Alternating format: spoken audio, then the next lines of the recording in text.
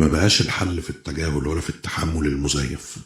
الحل في انك تمشي، تبعد، تفارق الاماكن اللي اتوجعت فيها والاشخاص اللي طول الوقت بيأذوك عن قصد، لانك هتتجاهل شكلا لكنك بتتألم، ومفيش حاجة بتخلص وتعدي من جواك بدون خسائر نفسية، ومفيش تحمل هيفضل مقياسه معاك ثابت لانك مش صاحب قدرات خارقة. سيبك من اللي يقولك كبر دماغك وان طولها زي عرضها، علشان كلامه غلط وهيخليك طول الوقت محبط ويدوب باصص تحت رجليك، وهتلاقيك بالتدريج كبرت قبل الأوان وقلبك مكسور على طول، وهتلاقيك إنسان عايش بالاسم وبس، لكن جواك منتهي الصلاحية. خلاص حياتك أيام بتعدي ومفيش شيء قادر يخليك تفرح بجد، وهتلاقي الوجع ساكن روحك قبل ملامحك ومصاحب كل أوقاتك.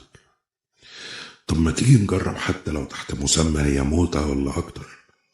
ما كده كده انت خسران، وكده كده بتعافر علشان تعيش بالسلام.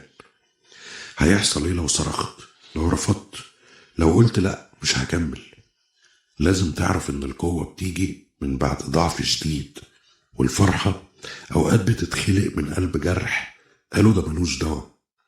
فكر ازاي تتعافى من الضياع واليأس المستديم. فكر انك توصل لهدفك وترجع تدوق طعم الحياة اللي بجد. حاول تنجي نفسك من هلاك الاستسلام، وبلاش يكون تمن السكوت إن عمرك يضيع.